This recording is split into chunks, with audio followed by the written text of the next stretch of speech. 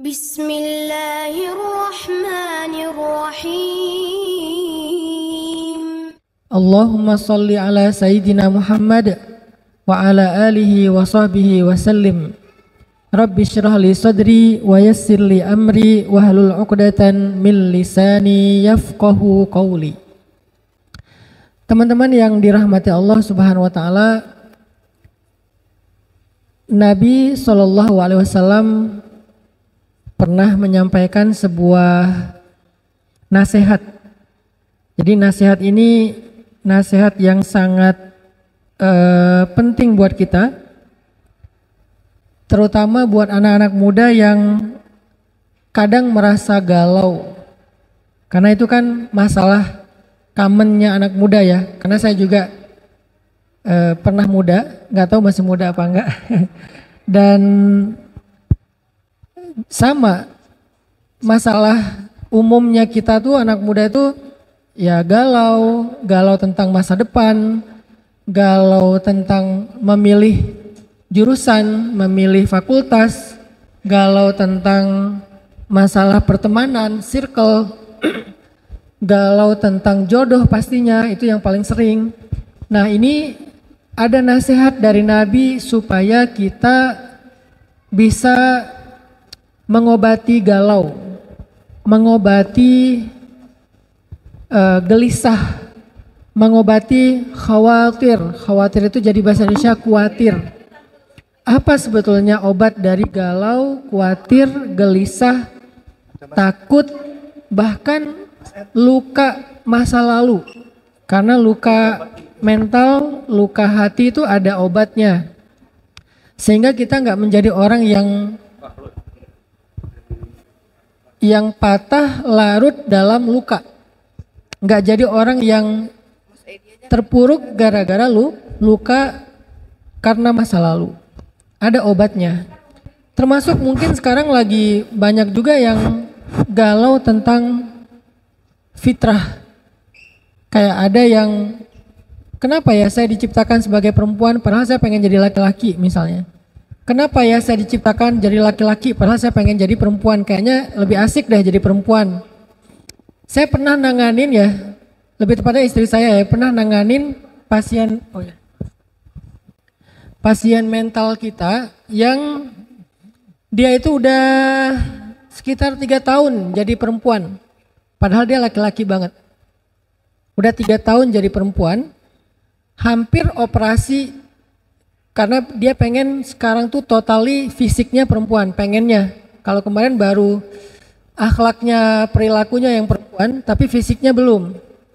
Kemarin awal 2023 dia udah pengen operasi biar fisiknya jadi perempuan.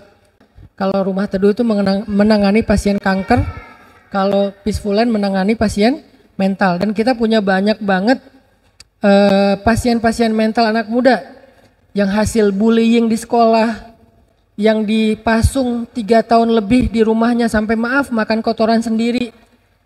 Karena dianggap orang yang ODGJ, padahal bukan ODGJ, dia cuman mental. Nah, pasien terbaru kita itu tadi, dia itu udah jadi perempuan 3 tahun, udah punya pacar, pacarnya laki-laki. Jadi udah pacaran, dia sebagai perempuan, pacarnya laki-laki gitu. Dan kata dia enak jadi perempuan. Soalnya kenapa dia jadi perempuan? Awal dia jadi perempuan tuh gara-gara kecewa sama perempuan. Dia itu ditinggalin sama pacarnya perempuan, nikah. Terus dia kayak menyesal jadi laki-laki. Oh gini banget ya jadi laki-laki itu bisa perasaannya nggak dijaga, disakiti, ditinggalin. Ah udahlah saya jadi perempuan aja biar dijaga perasaannya. Akhirnya dia pindah nih, shifting ke perempuan biar perasaannya dijaga. Nah selama dia jadi perempuan, dia ngerasa kayak enak banget, dikasih jajan, ditraktirin makan, dibeliin hadiah, dijaga perasaannya, disayang, diperhatiin gitu kan, selama 3 tahun. Tapi kan ini sesuatu yang gak fitrah. Pas ketemu sama kita ajak diskusi, pelan-pelan berubah, kita dandanin ulang, kita touch up ulang, kita beliin baju yang laki-laki banget, flanel kotak-kotak, celana. Alhamdulillah udah berubah, sekarang dia kerja di kita sebagai tenaga fisik ya, tenaga kayak buruh gitu, kayak tukang gitu ya di kita, yang fisik banget, udah punya penghasilan sendiri. Terakhir kemarin mau nikah sama pasien mental kita yang ada di tempat kita, tapi pasien juga yang udah survive, perempuan. Jadi dia mau nikah sama perempuan, sekarang udah tunangan. Kenapa muncul kegalauan kayak gini? Nah, ini kita pengen bahas nih hari ini. Kenapa ada yang galau masalah fitrahnya? Kok saya perempuan? Kok saya laki-laki? Kok saya nggak jelas mau jadi perempuan apa laki-laki? Kok saya lebih cenderung kepada sesama jenis dan seterusnya? Kenapa saya kok masih jomblo? Kenapa kok saya nggak pernah dapat orang yang ngeklik di hati? Kenapa kok saya jadi orang miskin? Kenapa kok saya punya orang tua yang broken home? Kenapa saya punya ayah dan ibu nggak kayak ayah ibunya teman saya yang mereka tuh happy banget, hangat banget keluarganya? Kenapa kok saya ngambil jurusannya ini padahal kenapa kok saya ngambilnya ekonomi padahal pengen jadi arsitek misalnya, senangnya gambar. Kenapa saya kok disuruh jagain adik padahal saya pengen ada me time. Kita sering mempertanyakan hidup kita sehingga bikin kita tuh kayak protes, galau, nggak puas, beban.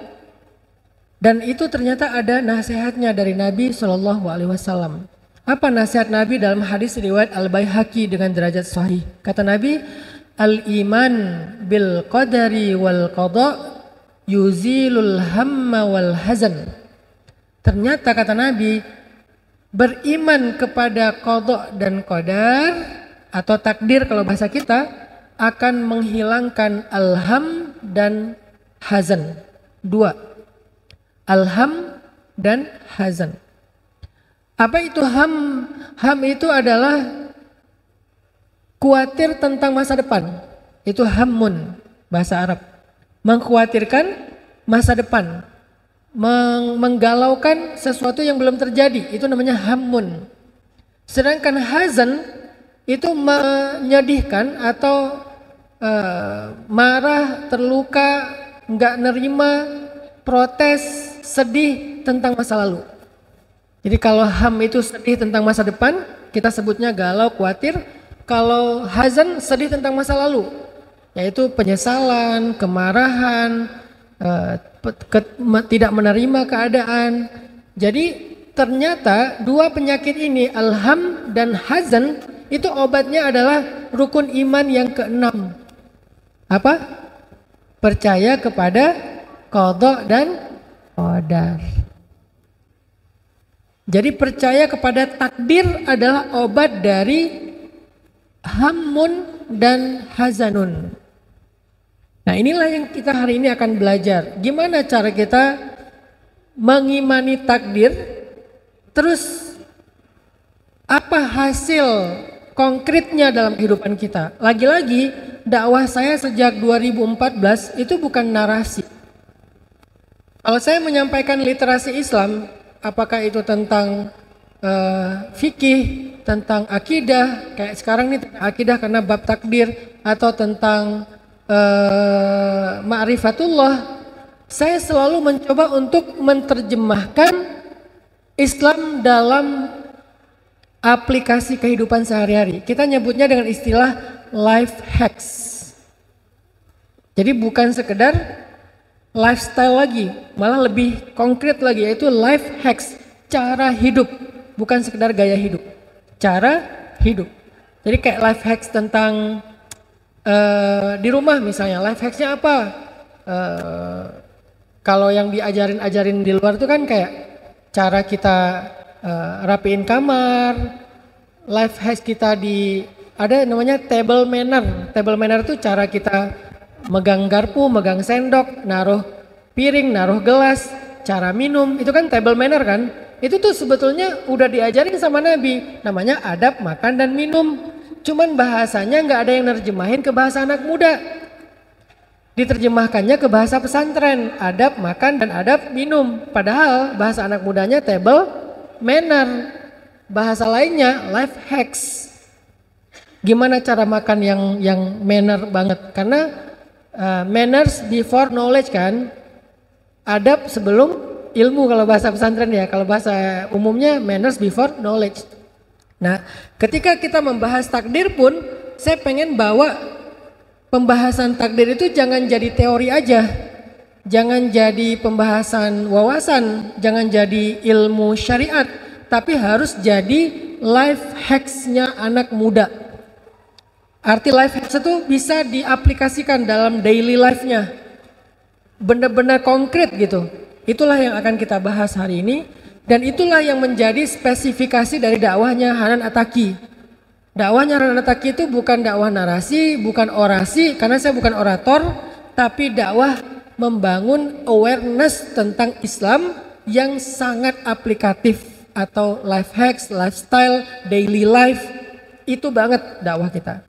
Jadi kalau saya bahas tentang akidah ma'rifatullah, libatin Allah, bahas tentang syariat, pacarannya nanti aja setelah nikah, pacaran halal tetap asik kok. Nah, hari ini ketika kita mau ngebahas tentang takdir, saya pasti akan bawa takdir itu insya Allah ke daily life-nya kalian. Bagaimana cara kita mengimani takdir yang aplikatif dalam kehidupan sehari-hari? Bagaimana cara kita melihat takdir yang bisa up to date dan relate dengan kebutuhan kita hari ini? Itulah pembahasan tentang masalah takdir dengan tema apa kita temanya Kak Buni? Rahasia mengubah takdir.